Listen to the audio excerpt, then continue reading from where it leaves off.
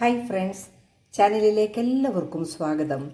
ഇന്നത്തെ എൻ്റെ റെസിപ്പി വളരെ രുചികരമായിട്ടുണ്ടാക്കിയ ഈ വേനൽക്കാലത്ത് കുടിക്കാൻ പറ്റിയ നല്ലൊരു ലൈം ജ്യൂസാണ്. ഇതിൻ്റെ രുചി അറിഞ്ഞു കഴിഞ്ഞാൽ ഇത് നമ്മൾ ഉണ്ടാക്കി കുടിക്കും, അത്രമാത്രം രുചിയാണിതിന്. നമുക്കിതിൻ്റെ വീഡിയോ ഒന്ന് കണ്ടു നോക്കാം.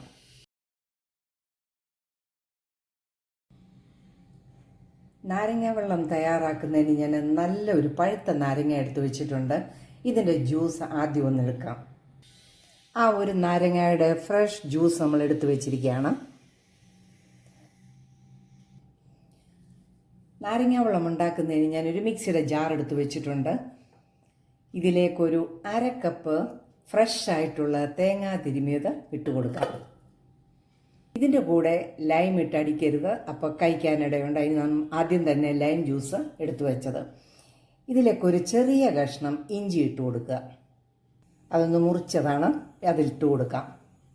നല്ല കൊഴുത്ത തേങ്ങാപ്പാൽ എടുക്കുന്നതിന് അത് നെകക്കെ വെള്ളം ഒഴിച്ചു കൊടുക്കാവൂ, ഒത്തിരി ആകരുത്. നമുക്കിത് നന്നായിട്ടൊന്ന് അടിച്ചുകൊണ്ട് വരാം. നന്നായിട്ട് തേങ്ങാപ്പാൽ എടുത്തിട്ടുണ്ട്. നമുക്കിതൊന്ന് അരിച്ചെടുക്കാം. നമ്മളിതിൽ വെള്ളം ഒഴിക്കുമ്പോൾ തണുത്ത വെള്ളം ഒഴിക്കരുത്.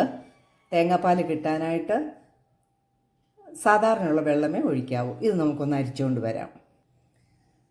നല്ല ഫ്രഷ് ആയിട്ടുള്ള തേങ്ങയുടെ പാല് നമ്മൾ എടുത്തിട്ടുണ്ട്. 1/2 കപ്പിന് എടുത്ത തേങ്ങയുടെ നല്ല കട്ടിയുള്ള പാലുമാണ്. നമുക്കിത് വീണ്ടും മിക്സിയിലേക്ക് ഒഴിച്ചു കൊടുക്കാം.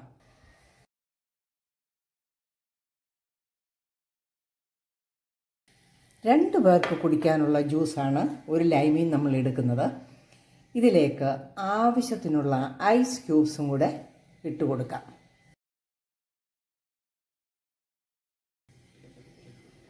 ഒരു 1.5 ടേബിൾ സ്പൂൺ പഞ്ചസാരയും കൂടി ഇട്ട് കൊടുക്കാം. മധുരം കൂടുതൽ വേണ്ടവർക്ക് വീണ്ടും ഇട്ട് കൊടുക്കാം.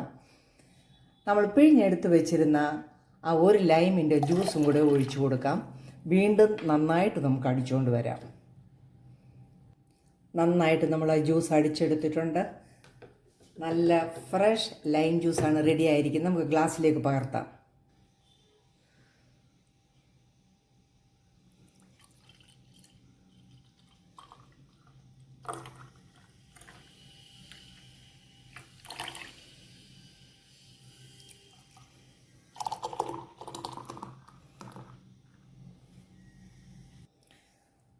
ലൈം ജ്യൂസ് റെഡി ആയിരിക്കുകയാണ്. എല്ലാവരും ഇതൊന്ന് ട്രൈ ചെയ്ത് നോക്കണം. ഈ ചൂട് സമയത്ത് വളരെ ടേസ്റ്റി ആയിട്ടുള്ള ഒരു ലൈം ജ്യൂസാണ് റെഡിയാക്കിയിരിക്കുന്നത്.